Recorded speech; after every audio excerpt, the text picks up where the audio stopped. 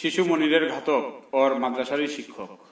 ঢাকার ডেমরায় দুই বোনের সঙ্গে মাদ্রাসায় পড়তে যাওয়া শিশু মনির হোসেনকে ধরে নিয়ে তার মাদ্রাসার এক শিক্ষক ও তার দুই সহযোগী হত্যা করেছে বলে জানিয়েছে পুলিশ।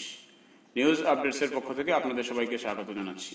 বলছিলাম এ সপ্তাহের বহুল আলোচিত ঘটনা 8 বছর বয়স্ক শিশু মনিরকে হত্যাকাণ্ডের বিষয়ে। নির্মম এই হত্যাকাণ্ডের বিস্তারিত এখন আপনাদের সম্মুখে উপস্থাপন করছি। এ ঘটনায় ডেমরার মসজিদুল আয়েশা জামে মসজিদের ইমাম আব্দুল জলিল হাদি ও তার সহযোগী আহমদ শফি ওরফে তোহাকে জিজ্ঞাসাবাদে শিশুটিকে হত্যার কথা স্বীকার করেছেন বলে পুলিশের ওয়ারি বিভাগের উপকমিশনার ফরিদুদ্দিন জানিয়েছেন। বুধবার এক সংবাদ সম্মেলনে তিনি বলেন, ওই দুজনের দেওয়া তথ্যের ভিত্তিতে এই হত্যাকাণ্ডে জড়িত অভিযোগে বংশাল থেকে মোহাম্মদ আকরাম নামে আরেকজনকে গ্রেপ্তার করা হয়েছে। আকরাম গত বছর ওই মসজিদে তারাবির নামাজ পড়ান। সেখান থেকেই হাদি ও তোহার সঙ্গে তার যোগাযোগ। পুলিশ কর্মকর্তা ফরিদ বলেন, ডেমরার ওই মসজিদের সঙ্গে একটি মাদ্রাসা আছে। ইমাম হাদি সেখানে পড়াতেন, আর তোহা এই মাদ্রাসার ছাত্র। সে ইমামের অনুগত। পরিকল্পনা অনুযায়ী মনিরকে অপহরণ করে 3 লাখ টাকা মুক্তিপণ চেয়েছিল তারা, কিন্তু মুক্তিপণ পাওয়ার আগেই তারা শিশুটিকে হত্যা করে বলেন তিনি।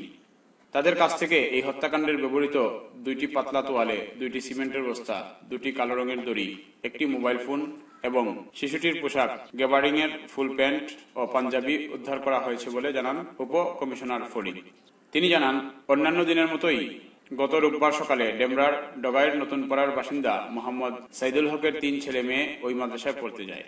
2 বোন ও 1 ভাইয়ের মধ্যে 8 বছরের মনির ছিল সবার ছোট। বেলা 11টার দিকে 2 মেয়ে বাসায় ফিরে জানায় তাদের ভাইকে পাওয়া যাচ্ছে না। তখন সাইদুল স্ত্রী ও মেয়েদের নিয়ে ওই মাদ্রাসা সহ আশপাশের সম্ভাব্য জায়গাগুলোতে খোঁজাখুঁজি করেন। কেউ মনিরের সন্ধান পেলে তাকে জানানোর অনুরোধ জানিয়ে এলাকায় মাইকিংও করেন তিনি। পরে ছেলে নিখোঁজ হওয়ার কথা জানিয়ে থানায় একটি জিডি করেন সাইদুল হক। এরই মধ্যে তাকে ফোন করে ছেলেকে ফিরে পেতে 3 লক্ষ টাকা মুক্তিপণ দাবি করা হয়। ওই টাকা মসজিদটির লাশ বহনের খাটিয়ার নিচে রাখতে বলা হয়। সে অনুযায়ী ইমাম হাদির কাছে 1 লাখ টাকা দিয়ে আসেন সাইদুল। অপহরণকারীরা আসেনি জানিয়ে পরদিন আবার ওই টাকা সাইদুলকে ফেরত দেন তিনি। এদিকে পুলিশও মনিরের খুঁজে মাঠে নামে। সোমবার বিকেলেই মসজিদের সিঁড়িতে বস্তাবন্দি অবস্থায় মনিরের লাশ পাওয়া যায়। লাশ উদ্ধারের পরপরই জিজ্ঞাসাবাদের জন্য ইমাম হাদি ও তার শাগরেদ তোহাকে আটক করা হয় বলে উপকমিশনার ফরিদ জানান। পরে মঙ্গলবার জিজ্ঞাসাবাদে তারা মনিরকে হত্যা এবং মুক্তিপণের জন্য টাকা চাওয়ার কথা স্বীকার করেছে। বলেছে, নির্মাণাধীন ওই মসজিদের 2 তলা থেকে 3 তলায় ওঠার সিঁড়িতে আটকে রাখা হয়েছিল মনিরকে। সে চিৎকার করবে বলে মুখ চেপে ধরার এক পর্যায়ে ছেলেটি নিস্তেজ হয়ে পড়ে। পরে তার লাশ বস্তায় ভরে রাখা হয়।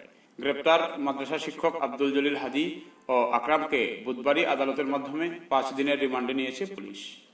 প্রিয় দর্শক, শিশু মনিরের হত্যাকাণ্ডের বিষয়ে আপনাদের দুঃখজনক ও সুচিন্তিত মন্তব্য আমাদেরকে জানিয়ে কমেন্ট করতে ভুলবেন না অবশ্যই। পাশাপাশি এই গুরুত্বপূর্ণ ভিডিওটিও শেয়ার করে দিয়ে আমাদের সাথেই থাকুন। দেখা হচ্ছে পরবর্তী কোনো নিউজ আপডেটসে। সেই পর্যন্ত বিদায় নিচ্ছি।